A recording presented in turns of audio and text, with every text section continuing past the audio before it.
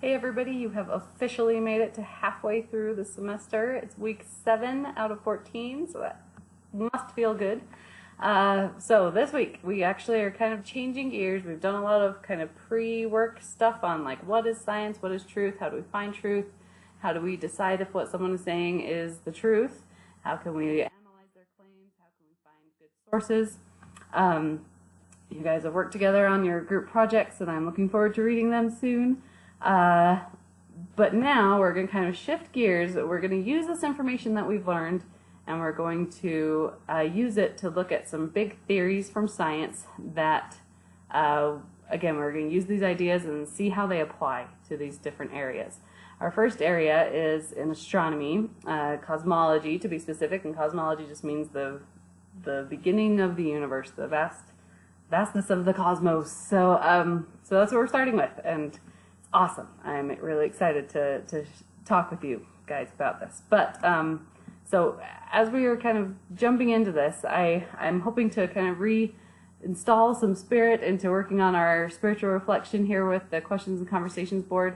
It really is the highlight of my week to read what you guys are discussing and what you were thinking about these spiritual reflections. So this one is about, it comes from Elder Orson Pratt, and it's from a discourse that he gave back in 1860 about the concentration of the mind. And in it, he talks about Newton and about the laws of the universe and gravity.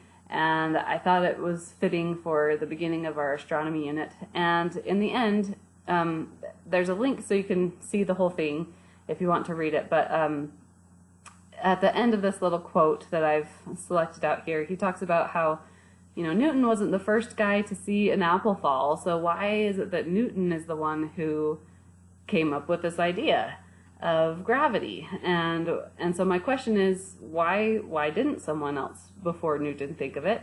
So what do you think? What are some characteristics that we need in order to explore and discover? That's what we're talking about in this unit, is exploration and discovery, that section of our how science works, the process, the science flowchart thing that we talked about.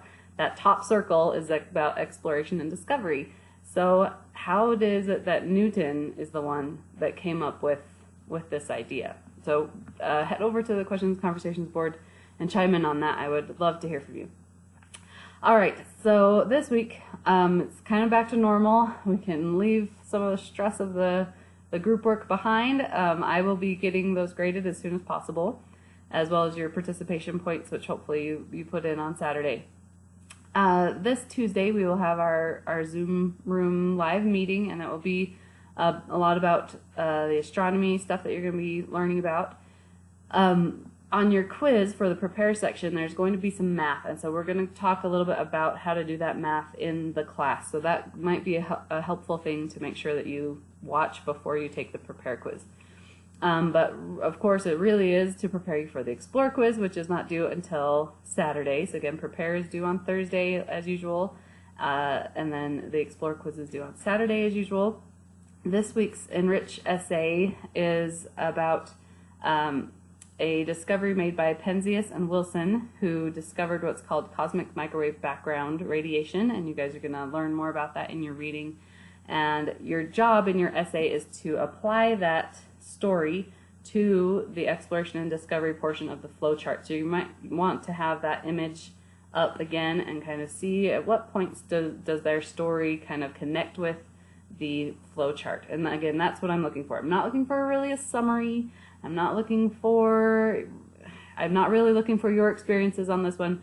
I'm looking more for how can we connect Penzias and Wilson to the flowchart. What are some of the ideas that connect them? All right. Then we have a regular reflection and evaluation. In the now or later section underneath the calendar, there is just a talk. You're going to be reading this talk by Elder Maxwell, and I happen to find this video with his voice and some images to go with it. So if you wanted to listen and watch while you're reading, it just is another way to do it for those of you who maybe are more visual and auditory learners. So that is there for you if you want to use it in your prepare activity. All right, I hope you guys had a great weekend and are ready to jump into the fun stuff, in my opinion. This is the fun stuff. All right, see you later. Bye.